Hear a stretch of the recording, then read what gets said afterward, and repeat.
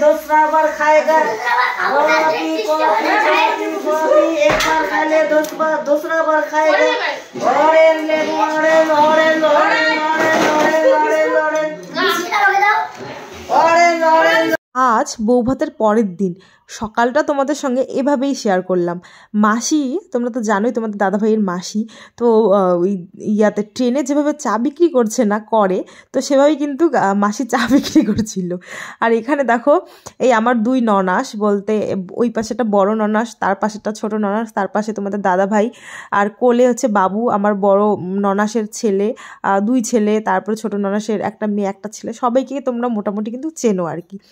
তো যাই হোক আর কি, তো ব্লগটা অনেক আগে শুরু করতাম, কিন্তু রাতের সেই 3টার পরে ঘুমিয়েছি, উঠেছি কিন্তু এরকম 6টা-7টার দিকে, মানে খুবই শরীর ক্লান্ত, তার জন্যই আর সকাল থেকে ব্লগটা স্টার্ট করিনি। সকাল থেকে না স্টার্ট করা বলতে এখন কিন্তু 8টা পার হয়ে গেছে।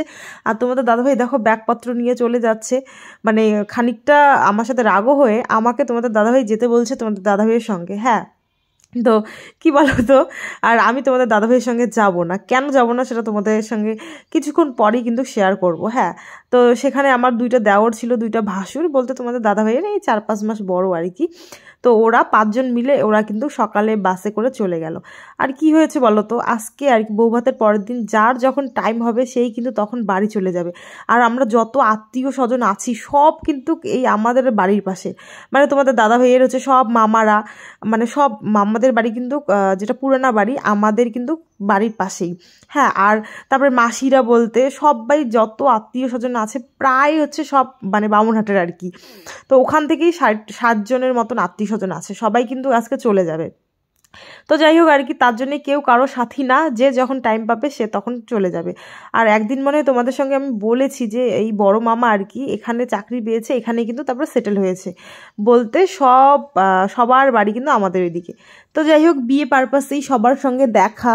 আর আমি তো নতুন বউ, কি বলবো, আর নতুন বউ হলেও কিন্তু আমাকে মনেই হয় না দেখে যে আমি নতুন বউ, মানে সবার সাথে গল্প গুজব হাসি ঠাট্টা, মানে এরকমটা আমার কিন্তু চলেই আর কি।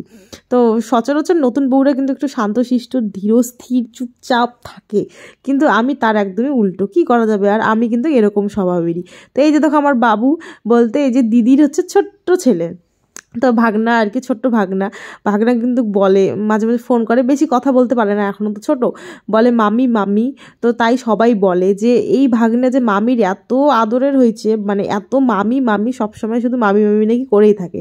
আর সত্যি কথা বলতে ফোন করলেই কিন্তু সবার আগে মামি ডাকটাই কিন্তু ডাকে।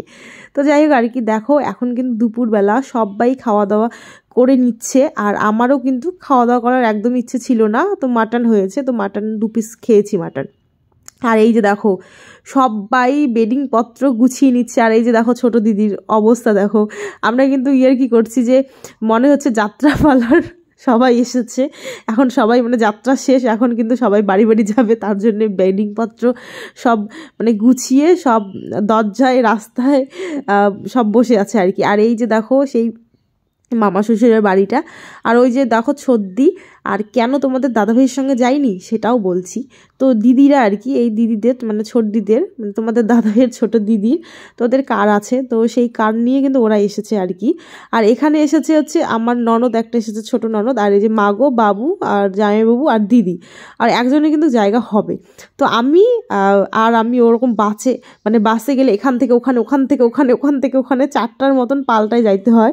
আমি বলছি আমি যাব না, তুমি যাও। তো তোমাদের দাদাভাই খানিকটা রাগ হয়েছে, হ্যাঁ তুমি কেন যাবো না আমার সাথে, চলো না। আমি বলছি না, তো আমি যাব না, আমি কিন্তু দিদিদের সাথে যাব, আমি আর যেতে পারবো না, শরীর আমার প্রচণ্ড ক্লান্ত।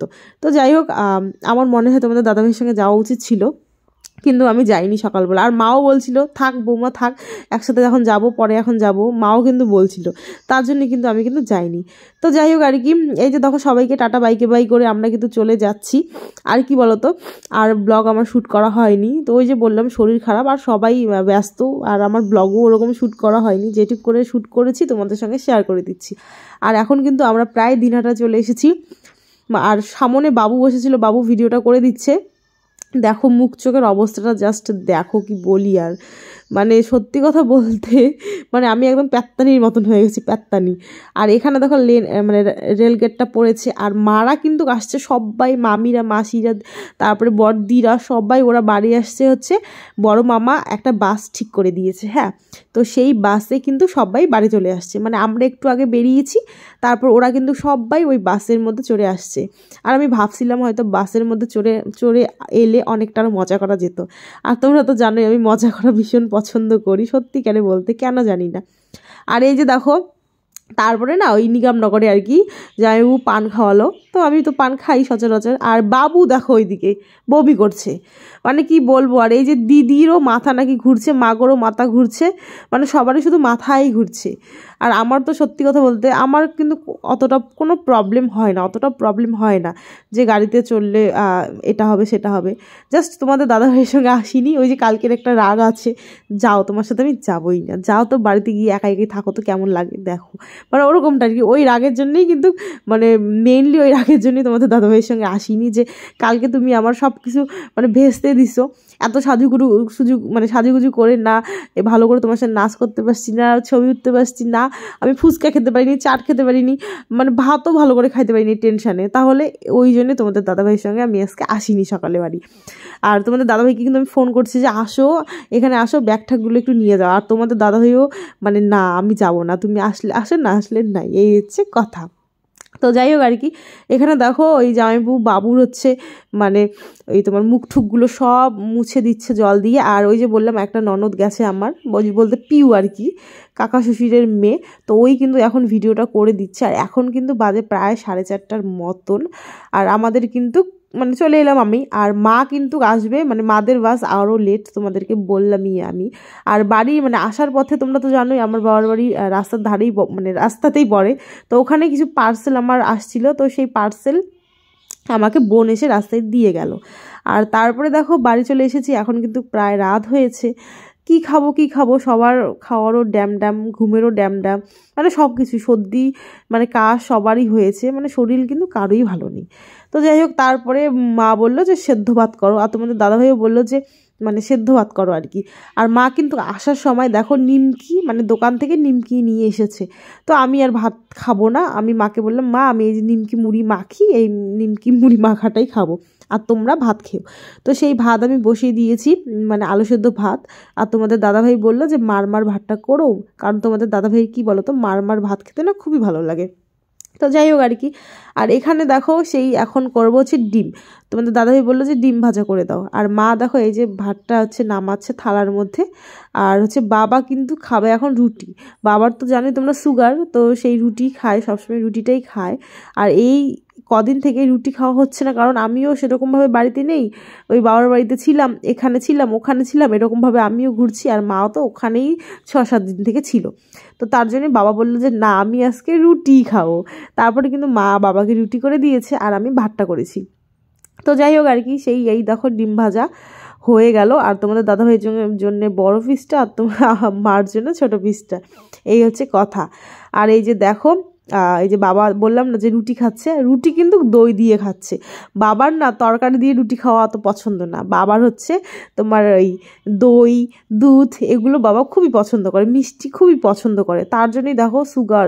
মানে সত্যি কথা বলতে যেই হয়তো যেটা জিনিস যে পছন্দ করে না, তার সেটা জিনিস না খেতে পারলে খুবই কষ্ট লাগে। আমার যেমন মিষ্টি আমার একদমই পছন্দ না, খাই না বলতেও চলে। তো ওইটাই আর কি কথা। এই যে মহারাজা তোমাদের দাদাভাই খেতে বসেছে। তো যাই হোক আর কি। আর চলো আজকের ভিডিওটা আমি এই পর্যন্তই করছি, কেমন লাগলো তোমাদের অবশ্যই কমেন্ট করে জানাবে। নেক্সট ভিডিও আবার সুন্দর হতে চলেছে। আর তোমাদের আর কদিন পরে তোমাদের মানে তোমরা দাদাভাই আর আমার তোমাদের দেখতেও পারবে না ভিডিও, তো এখন একটু দেখো ভালো করে ওয়াচ করে ভিডিওগুলো। আর আমার কিন্তু ফেসবুক চ্যানেল আছে 2টা, জয়িতা রয় আর রাখি রয়, প্লিজ একটু ফলো করে দিও। আর ইনস্টাগ্রাম রাখি রয় 736, ওটা একটু ফলো করে দিও। আর ইউটিউব তো আছেই। তো চলো আজকের মতন টাটা।